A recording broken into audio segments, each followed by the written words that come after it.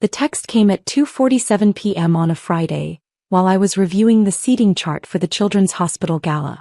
700 guests. 40 corporate sponsors. 2 governors, 3 senators and the lieutenant governor. All confirmed. My phone buzzed. Don't come to the family reunion tomorrow.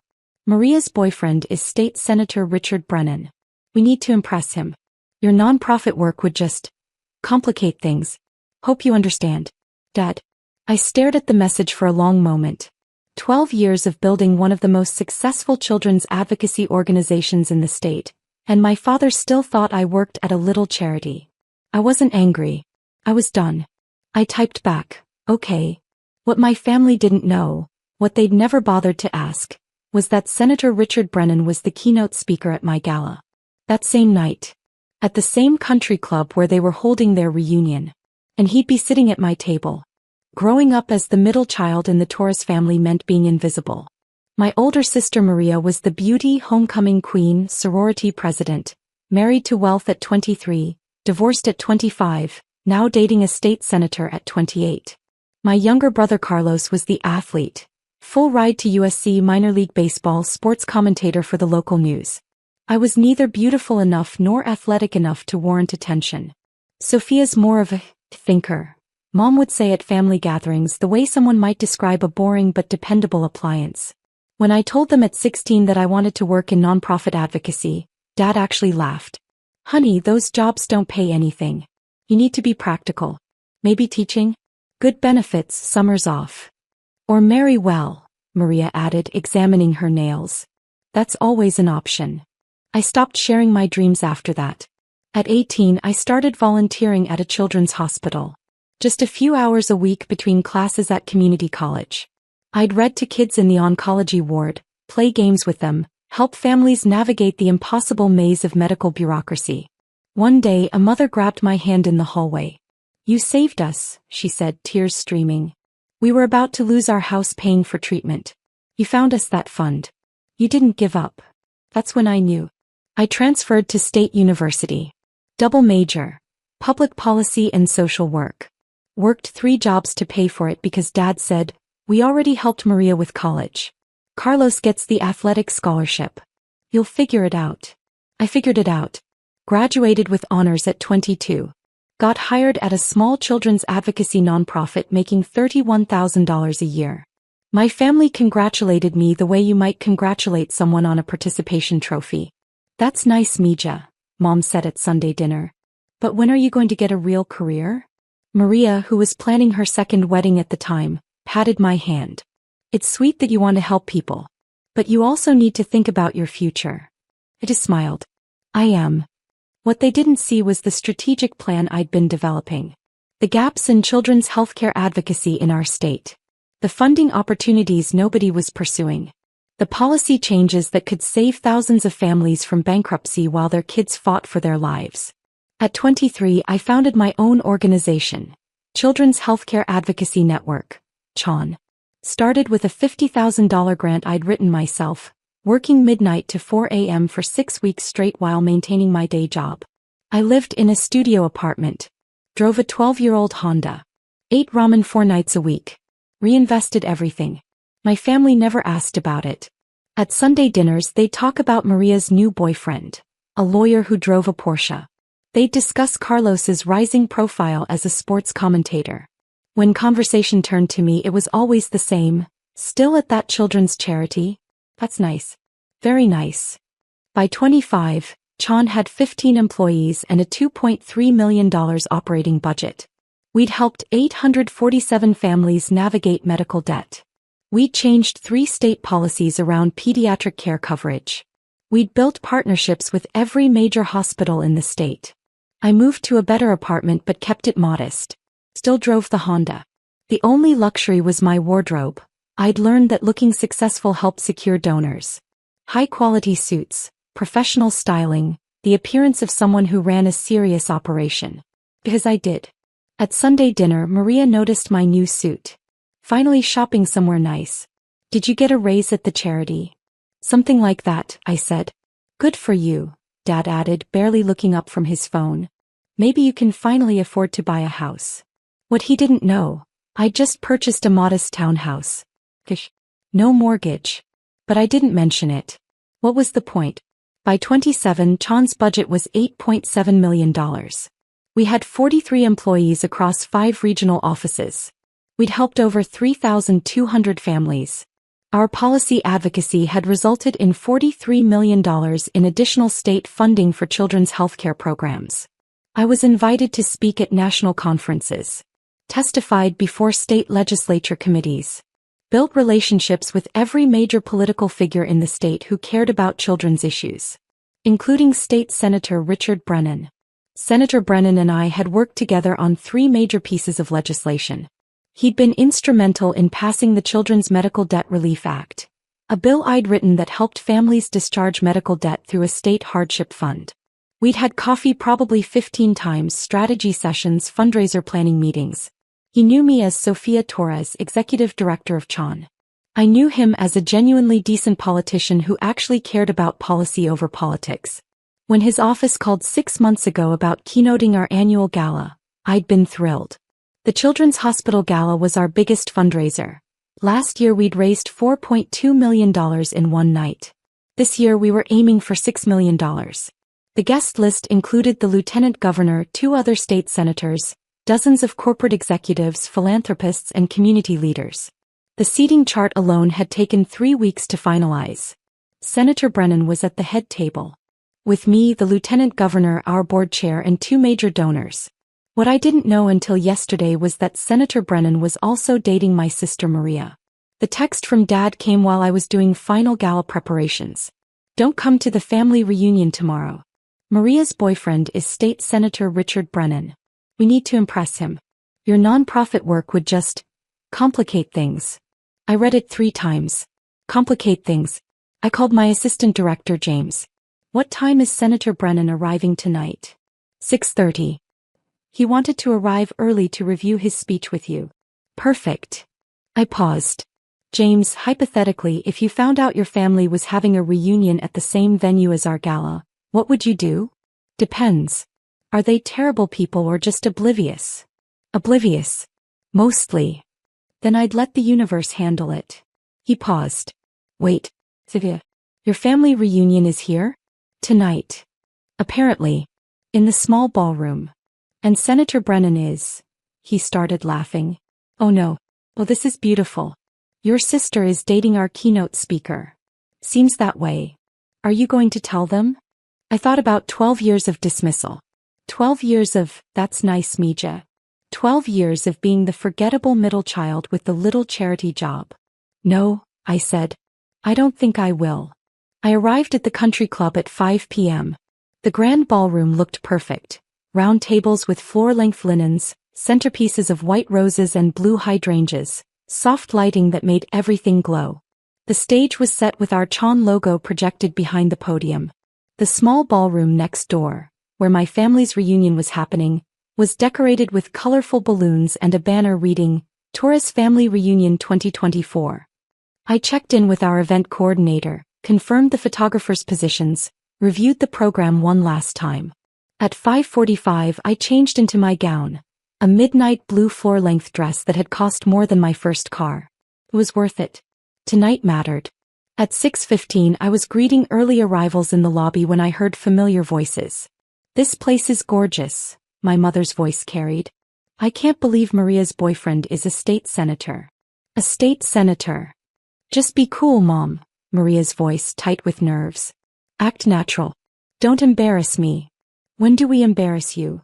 Dad asked, sounding hurt. I stepped back into the grand ballroom before they could see me.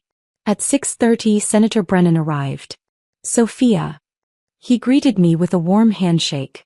The place looks incredible. You've really outdone yourself. Thank you, Senator. We're projecting $6.2 million tonight. That's remarkable. He loosened his tie slightly. I have to tell you, I'm a bit nervous. This is a bigger crowd than most of my campaign events. You'll be wonderful. You always are. I gestured to the head table. You're at table 1 with me, Lieutenant Governor Chin, our board chair Patricia Morrison, and donors Michael and Susan Chin. All good people, very supportive of children's health care. Perfect. Though I should mention, I'm bringing a guest. My girlfriend. I hope that's okay? I cleared it with your office last week. Of course. We have her seated next to you. Great. She's actually around here somewhere with her family. They're having some kind of reunion in the other ballroom. He checked his watch. I should go find her, bring her in for introductions before things start. Take your time, I said smoothly. We don't start seating until 7. He headed toward the lobby. I took a deep breath and went to check on the kitchen. At 6:45, guests were arriving in earnest. The lieutenant governor, corporate executives, philanthropists I'd been courting for months. Everyone dressed to impress, ready for an evening of making a difference. At 6:55, the event coordinator gave me the 5-minute warning. At 6:57, I took my place at the head table. At 6:59, the doors opened for final seating. Senator Brennan entered the grand ballroom with Maria on his arm. She looked beautiful, of course she did. Red dress, perfect hair, diamonds at her throat that had probably cost more than my monthly salary back when I was starting Chon. They approached the head table. The coordinator checked their names, confirmed their seats. Senator Brennan pulled out Maria's chair. Started to sit down himself. Then he saw the place card to his left. Sofia Torres, Executive Director, Chon. He looked up. Saw me sitting there, composed and professional. His face went absolutely white. Sofia. His voice came out strangled. You're Sofia Torres? Maria's head whipped around. She saw me. Her mouth fell open. Hello, Senator Brennan, I said calmly. Maria. So glad you could join us tonight. You. Maria's voice was barely a whisper. You run this. I founded it, actually. 12 years ago. I gestured to the ballroom. Welcome to the Children's Healthcare Advocacy Network annual gala. We're hoping to raise over $6 million tonight to support families whose children are fighting life-threatening illnesses. Senator Brennan sank into his chair, still staring. Maria, your sister is Sofia Torres? The Sofia Torres? The one who wrote the Medical Debt Relief Act. I didn't. Maria looked around wildly as if searching for an exit. The lieutenant governor leaned over. Sofia, is everything all right? Perfectly fine, Lieutenant Governor Chin. Just some family catching up. I smiled at Maria. Maria, you're looking well. How have you been? She couldn't form words. Senator Brennan's expression was shifting from shock to something like horror. Maria, you told me your sister worked at a small nonprofit. You said she had a nice little charity job that she was very passionate about. She does. Maria gestured helplessly at the ballroom full of powerful people, the stage, the projected donations already climbing on the screens. I didn't know it was this. This is the most influential children's advocacy organization in the state, the senator said, his voice getting louder. Sofia has testified before Congress. She's been featured in the New York Times, the Washington Post, Forbes 30 Under 30 social entrepreneurs. He turned to me. Your family doesn't know? They never asked, I said simply. We. Maria's face was red now. Sofia works at a charity. He always has. We thought. You thought it was cute? I suggested gently. Sweet. Nice but not serious. Maria's silence was answer enough. Senator Brennan stood up abruptly. Excuse me. I need a moment. He walked away from the table. Pulled out his phone. I could see him typing furiously. Maria leaned toward me, her voice desperate and low. Sofia, you have to understand. We didn't mean. Maria. I kept my voice gentle but firm. Dad texted me this afternoon. Told me not to come to the family reunion because your boyfriend was a state senator and my nonprofit work would complicate things. Would be embarrassing. Her face went from red to pale. He told you not to come? Because I'd be an embarrassment to you. In front of your impressive boyfriend. The state senator. I paused. The same state senator I've been working with for 3 years. The same senator who's here tonight to speak at my gala. At my invitation. Oh my God. Maria put her head in her hands. Senator Brennan returned to the table. His jaw was set. I just texted your father. Asked him why he didn't mention his daughter Ranchan. He said, and I quote, Sofia? She works at that children's charity. Nice work but nothing major. The whole head table was silent now, listening. I replied, the senator continued, his voice tight with anger, that I was currently at Chan's annual gala. That his daughter Sophia was sitting next to me. That I was about to give a keynote speech praising her extraordinary leadership. He looked at Maria. He said there must be some mistake. That Sophia couldn't possibly be important enough to host an event like this. Richard, Maria started. Do you know what I told him?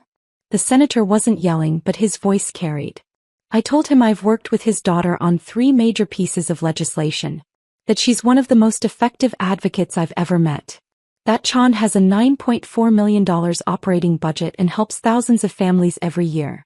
That his daughter has done more to improve children's lives in this state than most elected officials manage in an entire career. Maria was crying now. Silent tears running down her carefully made-up face. I told him, Senator Brennan continued, that I was honored to be at her event. And that I was reconsidering my relationship with any family that could be so blind to one of their own. Senator, I said quietly. The program starts in 3 minutes. He took a breath.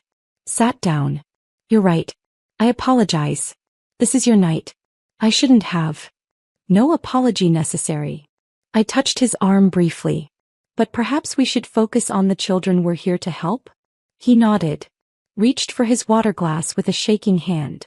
Maria whispered, Sophia, I'm so sorry. I didn't know. We didn't know. I know you didn't. That's the problem. The lights dimmed. Our board chair approached the microphone to begin the program. I gave the opening remarks. Talked about the 4,847 families Chan had served this year. The policy victories. The lives changed. Introduced our first video. A mother talking about how Chan had saved her family from bankruptcy while her son fought leukemia. There wasn't a dry eye in the room. Throughout the program I could see Maria at the head table, her mascara running, trying to hold herself together. Senator Brennan was polite but distant with her, all his warmth reserved for his interactions with me and the other guests. When it was time for his keynote, the senator walked to the podium, adjusted the microphone, looked out at the 700 guests. Good evening. I'm State Senator Richard Brennan, and I'm honored to be here tonight to support the Children's Healthcare Advocacy Network. He paused. But I have to tell you, I almost didn't understand the significance of this moment. He gestured to me at the head table. Sophia Torres founded Chan 12 years ago with a $50,000 grant and a vision. A vision that every child deserves access to quality health care, regardless of their family's financial situation. A vision that medical debt shouldn't destroy families already facing the unthinkable. The audience applauded. In the past 12 years, Sophia has built an organization that has helped nearly 5,000 families. She's changed state policy.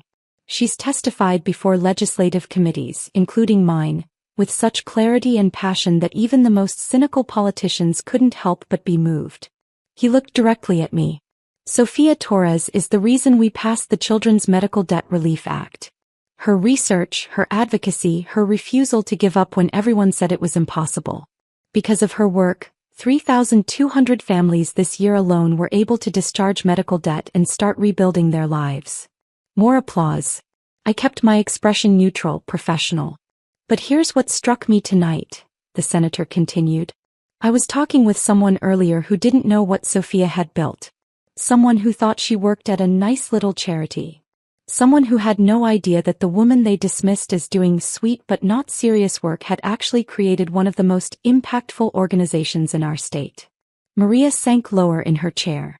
It made me think about how often we make assumptions. How often we decide someone isn't important based on our own limited understanding. How often we dismiss people who are quietly changing the world because they don't fit our definition of success. He paused, letting it sink in. Sophia Torres doesn't seek headlines. She seeks results. She doesn't build a personal brand. She builds systems that save lives. She doesn't need anyone to recognize her accomplishments, but we should.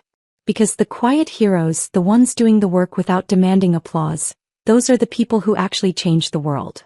The applause was thunderous now. So tonight, as we raise money for Chan's extraordinary work, I want to challenge everyone in this room. Who are you dismissing? Who have you decided isn't worth your attention? Who have you labeled as nice but not serious? Because I promise you, some of those people are doing the most important work you'll never notice. He looked at Maria again. Then back to the audience. Don't make the mistake I almost made. Don't let brilliant people labor in obscurity because you were too proud to ask them about their work.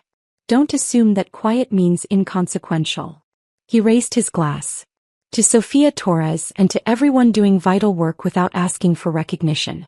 May we have the wisdom to see you, the grace to celebrate you, and the humility to learn from you. The entire ballroom stood. 700 people giving a standing ovation. I stood too, nodding my thanks, maintaining my composure even as my heart raced. The senator returned to the table. Sat down next to Maria, who was openly sobbing now. I'm sorry, he said quietly to her. But I can't be with someone who treats family that way. Who dismisses her own sister's accomplishments because they don't look like success in a form she recognizes. Richard, please. I'll have my assistant send your things to your apartment. He stood. Enjoy the rest of the evening. He moved to the empty seat on my other side. Maria fled the ballroom. During the silent auction portion of the evening, my phone exploded with messages. Dad, Sofia, we need to talk. Now. Mom, how could you not tell us? Carlos, sis, what the hell? You run that organization? Aunt Teresa, your father just told me. I'm so proud of you. Why didn't you say anything? Cousin Miguel, you're Sofia Torres? The Sofia Torres? I literally cited your work in my master's thesis. I turned my phone face down and focused on my guests. The lieutenant governor approached during cocktail hour. Sofia, that was quite a moment with Senator Brennan. Is everything all right? Family dynamics, Lieutenant Governor. Nothing that should concern you. She smiled knowingly. I understand family dynamics. Mine thought I was playing politics for 15 years. Then I got elected to statewide office and suddenly they all had opinions about my policy positions. She sipped her wine. The people who don't ask don't deserve to know. You don't owe them your story just because you share DNA. Thank you for that. Besides, she continued, your work speaks for itself. I've been reviewing the budget proposal Chan submitted for next year's state funding. Brilliant work. Let's schedule a meeting next week to discuss it. I'd be honored, Lieutenant Governor. By the end of the evening, we'd raised $6.8 million. 700,000 more than our goal. Senator Brennan found me as guests were leaving.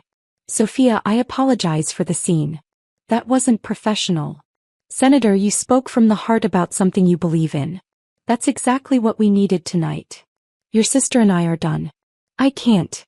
He shook his head. I can't be with someone who's that blind to what matters. Who judges people by such superficial measures. I appreciate that, but you don't need to explain your personal decisions to me. I want you to know your work matters. You matter. And I'm sorry your family couldn't see that. They're starting to, I said quietly. I left the country club at 11 p.m. Exhausted but exhilarated. We'd done it. Another successful gala, more families we could help, more lives we could change. My phone had 63 missed calls and 127 text messages. I ignored all of them except one from James, my assistant director. Boss, you're trending on Twitter. Hashtag Sofia Torres and hashtag Quiet Heroes. The senator's speech went viral. 4.2 million views. I pulled up Twitter. The clip was everywhere. Comments flooded in. Don't let brilliant people labor in obscurity. This speech is everything. Imagine telling your daughter not to come to a family event because your other daughter's boyfriend would be there. And he turns out to be speaking at her gala. Karma. Sofia Torres built a $9.4 million organization while her family thought she had a nice little charity job. This is why you should ask people about their lives. The audacity of that family. She literally helps thousands of children and they told her to stay home. I pulled into my driveway. Sat in the car for a moment. My phone rang. I answered. Hello. Sofia. His voice was tight. We need to talk about why you didn't tell us. No, Dad. You need to talk about why you never asked. That's not fair. Isn't it? In 12 years, how many times did you ask about my work? How many times did you ask what Chan actually does? How many times did you ask about my budget, my staff, my policy work, my advocacy? Silence. I have 43 employees, Dad. We operate in 5 regional offices across the state. We've changed 6 major state policies. We've helped 4,847 families in the last year alone. We have partnerships with every major hospital system in the state. I've testified before Congress twice. You testified before Congress? 3 years ago and again last year. It was in the Washington Post. The New York Times did a profile on me for their People Who Matter series. Forbes named me to their 30 Under 30 list when I was 26. We didn't see. You didn't look. There's a difference. I let out a breath. You texted me this afternoon and told me not to come to the family reunion because my work would embarrass you in front of Maria's boyfriend. Do you understand how that felt? We didn't mean. You meant exactly what you said. You were embarrassed by me. By my little charity job. By the daughter who wasn't glamorous like Maria or successful like Carlos. The daughter who was just there. Sophia, that's not true. Then tell me 3 things about my life that you learned by asking, not by accident. 3 things you know because you cared enough to ask. The silence stretched for 30 seconds. 45. A minute. That's what I thought, I said gently. Dad, I don't need you to suddenly be proud of me because a senator gave a speech and Twitter is paying attention. I needed you to be interested in me when it was just me doing work I believed in, building something that mattered. I'm sorry. His voice cracked. Mihija, I'm so sorry. We failed you. Yes, you did. But Dad? I succeeded anyway. I built something beautiful. I changed lives. I did it without your support, without your interest, without your belief. And I'm proud of that. Can we fix this? I don't know yet. Maybe. But not tonight. Not because you're embarrassed that you didn't know. Not because it's awkward that Senator Brennan dumped Maria over this. When you're ready to know me, Sophia, the person, not the unexpectedly successful daughter, then we can talk. How will I know when I'm ready? You won't. I will. I paused. But here's a start. Read Chan's annual report. It's on our website. Read about what we actually do. Then if you're genuinely interested, we can have coffee and talk about it. Not to apologize. Not to make yourself feel better. Just to learn about something I've spent 12 years building. I'll read it tonight. We'll see. I hung up. The next morning Maria called. I let it ring 4 times before answering. Hello. Sophia. He was crying. Richard broke up with me. He said he can't be with someone who treats her family the way I treated you. I'm sorry you're hurting. Are you? Because it feels like you orchestrated this whole thing to humiliate me. I laughed. No humor in it. Maria, I didn't orchestrate anything. I ran my annual gala, which I've been planning for 11 months. Senator Brennan was our keynote speaker, which his office confirmed 6 months ago. You dating him was pure coincidence. You being at my event was pure coincidence. But you knew he'd be there. Of course I knew. It's my event. What I didn't know was that he was your boyfriend until Dad texted me yesterday telling me to stay away so I wouldn't embarrass you. She was quiet for a moment. I didn't know you'd built something this big. You never asked. In 12 years, Maria, you never once asked what Chan was. What we do. How we're funded. How many people we employ. You just assumed it was a cute little charity where I answered phones and felt good about myself. I didn't think. That's the problem. You didn't think. You made assumptions and never questioned them. And when those assumptions were challenged in the most public way possible, you blamed me for not correcting you earlier. That's not fair. Maria, you told Dad to uninvite me to the family reunion because my job would embarrass you. You told Richard the first worked at a nice little charity. You've spent 12 years treating me like the disappointing sister who never amounted to anything. Don't ask me to feel guilty because your assumptions were wrong. She sobbed. I lost him because of this. No. You lost him because of who you are. Because when confronted with your sister's actual accomplishments, you didn't feel pride or joy. You felt embarrassed that you'd gotten it wrong. Richard saw that. And he made his choice. So you're just going to let my relationship die? Maria, it's not my job to save your relationships. It's not my job to make you look good. It's not my job to hide my accomplishments so you feel better about dismissing them. I softened slightly. But it is my job to tell you the truth. You have a choice. You can be angry at me for succeeding quietly. Or you can examine why you needed to diminish me to feel secure in your own success. I never. You did. Every time you called it my little charity. Every time you changed the subject when I tried to share my work. Every time you introduced me as my sister who works at a nonprofit, with that particular tone that said, "Isn't that sweet but pointless?" Silence. "I'm going into therapy," she finally said. Richard's breakup made me realize. I don't like who I've become. That's good, Maria. Really? Can we have coffee? After I've done some work on myself? I thought about it. In a few months, maybe. When you're doing therapy for yourself, not to fix things with me or win Richard back. When you're ready to meet me as an equal, not as the sister you need to feel superior to. Okay, she whispered. Okay. 3 weeks later, Dad called. Sophia, I read the annual report. All of it. Then I read the articles about you. The Forbes profile. The Washington Post piece. The congressional testimony transcripts. And I understand now why you're angry. Why you've kept your distance. He paused. I also understand that I don't know you at all. The woman in those articles, the Sophia who talks about policy and advocacy and systematic change, I don't know her. No, you don't. I'd like to. If you'd let me. What changed, Dad? Because 3 weeks ago you told me to stay home so I wouldn't embarrass the family. I watched Senator Brennan's speech. The full version, not just the clip. And when he talked about dismissing people who are quietly changing the world. His voice caught. I saw myself. I saw what I'd done to you. What we'd all done. That's a start. Can we meet? Just you and me. No agenda. No apologies. Just coffee and conversation. I thought about Margaret's foundation. About the young entrepreneurs I funded who'd been dismissed by their families. About the letter I sent each one. Build something that matters. Make them look. They'd all looked now. 1 hour, I said. Next Sunday. The coffee shop on 5th Street. Thank you, Mija. Don't thank me yet, Dad.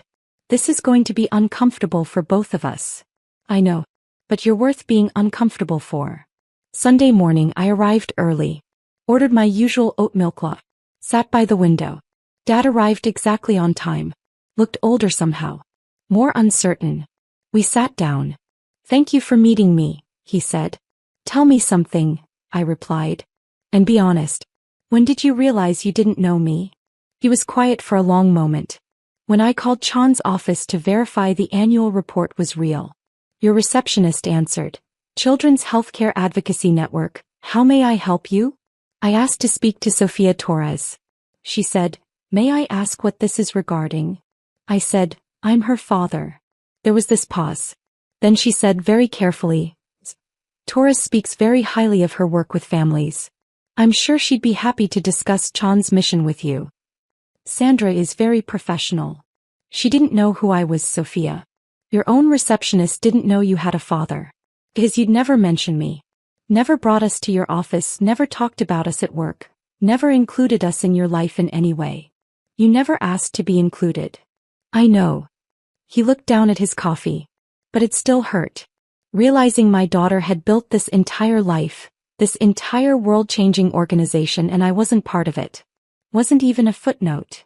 How do you think I felt at every family dinner where you celebrated Maria's promotions and Carlos's TV appearances and asked me if I needed help paying my bills? I thought I was being helpful. Supportive. You were being dismissive. There's a difference. I leaned back. Dad, I bought my townhouse with cash 4 years ago. I make $185,000 a year, which I know because it's public record for nonprofit executives. I have a retirement account worth $420,000. I've been financially stable for 7 years. And you were still asking if I needed money for rent. His face crumpled. Because I never asked what you actually made. What your life actually looked like. I just assumed. You assumed I was failing because my success didn't look like Maria's designer clothes and Carlos's public profile. You assumed quiet meant unsuccessful. Senator Brennan called that out in his speech. About quiet heroes. He did. He also called me. Dad met my eyes. Last week. Told me that if I didn't fix my relationship with you, I'd regret it for the rest of my life. That you were one of the most extraordinary people he'd ever worked with, and I was blind not to see it. He didn't need to do that. Maybe not. But I'm glad he did. Dad reached across the table. Stopped short of touching my hand. Sophia, I don't know how to fix 12 years of not paying attention, of not seeing you, but I want to learn. I want to know the woman who built Chan, who changes policies and saves families and testifies before Congress. That's not all I am, Dad. I know. That's what I'm trying to say. I don't know what else you are. What you love, what you read, what you dream about, who your friends are, what makes you laugh. I don't know my own daughter. I took a sip of my coffee. Let the moment breathe. I collect vintage political campaign buttons, I said finally. I have over 300 of them from 1896 to present day. I'm obsessed with The West Wing. I've watched the entire series 11 times. I foster senior dogs because shelters have trouble placing them. I'm teaching myself piano. I'm terrible at it, but I love it anyway. Dad's eyes were wet. I didn't know any of that. Biz, you never asked. But Dad. I met his gaze.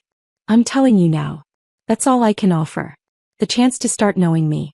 Not as the daughter who disappointed you, not as the unexpectedly successful surprise, but as me. The whole person. I'll take it. Whatever you're willing to give. I'll take it and be grateful. We talked for 2 hours. I told him about my work, yes, but also about the foster dogs, the piano lessons, the campaign button collection. He told me about his own life in ways he never had. His regrets, his fears, his slow realization that he'd valued the wrong things. It wasn't forgiveness. Not yet. But it was a start. 6 months later, Chan celebrated its 13th anniversary. We just secured a $12 million state contract to expand our services to rural communities. The celebration was at our main office. Staff, board members, volunteers, families we'd helped. And in the corner, looking slightly uncomfortable but genuinely trying, my parents.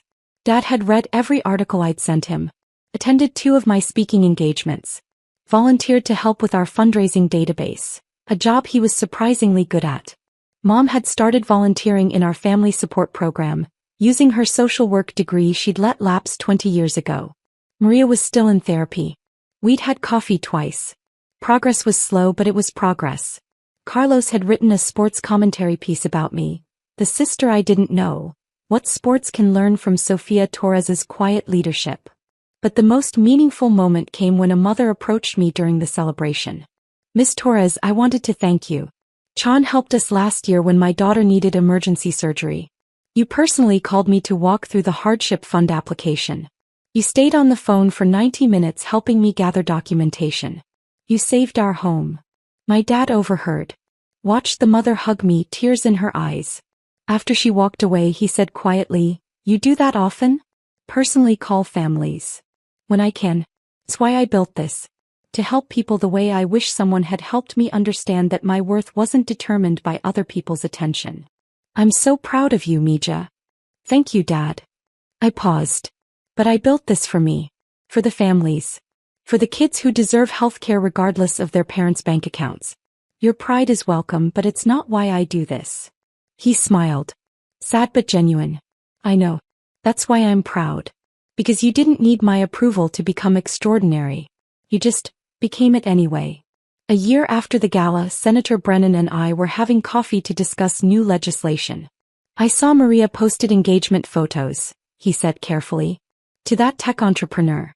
Timothy something. Timothy Chin. He's good for her. Calls her on her nonsense.